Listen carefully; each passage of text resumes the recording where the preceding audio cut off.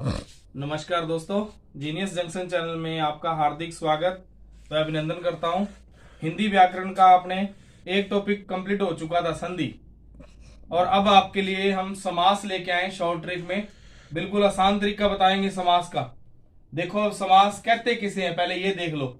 लगभग आप सभी को पता है कि दो शब्दों के मेल को समास कहा जाता है। मैंने आपको यहाँ परिभाषा दे दी है शॉर्ट में। दो शब्दों के मेल को समास कहते हैं। समास आपको पता है कितने प्रकार के होते हैं?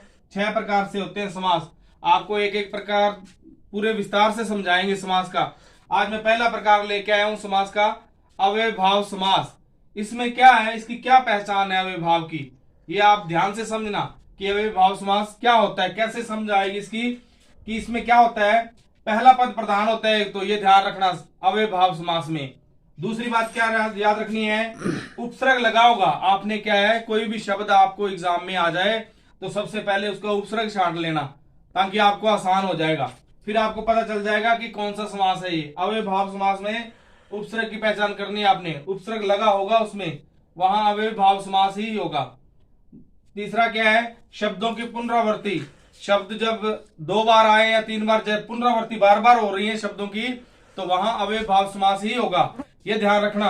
कई बड़े एग्जामों में ऐसा ही वगैरह कंपटीशन में ऐसा पूछा जाता है कि जैसे मान लो दे दिया, एग्जाम्पल दे दिया, दिनों दिन में कौन सा समास है। अब दिनों दिन में देखो शब्दों की पुनरावृत्ति हो रही है, तो इसका मतलब अव्ययभाव समास है।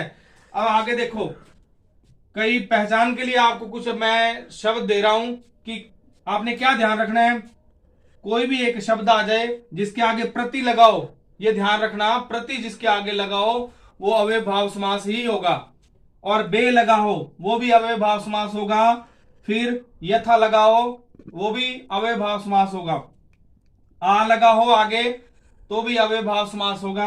फिर निर, ये कई शब्द आपको मैंने 3-4 है जो बता दिए, इनका ध्यान रखना विशेष तौर पर। ये अगर किसी भी शब्द के आगे लग जाए, यानी कि उपसर्ग का काम करेंगे ये एक तरह का, तो वहां अव्ययभाव समास होगा। अब कुछ उदाहरण देखो इसके क्या है। जैसे देखो यथाशक्ति। अब देखो यथा आ गया ना, जो उपसर्ग क्या होते हैं, जो शब्द के आगे लगते हैं। ये देखो यथा आगे लगा हुआ है ना, इसलिए ये अव्ययभाव समास है। यथा मैंने इसमें बता दिया, ये रहा यथाशक्ति। फिर बेजान, ये देखो बे लगा हुआ है, बे इसमें उपसर्ग है और जान अलग है, बेजान। फिर प्रतिध्वनि, ये रहा प्रति लगा हुआ। आजीवन, ये रहा। फिर अब देखो शब्दों की पुनरावृत्ति वाला मैंने बताया है कि अव्ययभाव समास होता है, ये ध्यान रखना। ज्यादातर कंपटीशनों में इसके बारे में पूछा जाता है।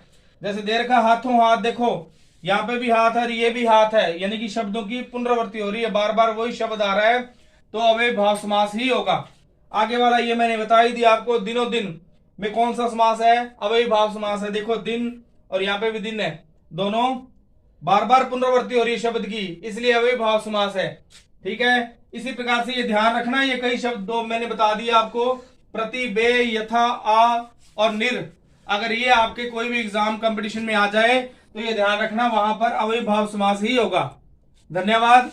अगर आपको हमारी वीडियो अच्छी लगी हो तो चैनल को सब्सक्राइब करें और लाइक करें, ताकि हम आपके लिए अच्छी अच्छी और शॉर्ट ट्रिक लेके आए।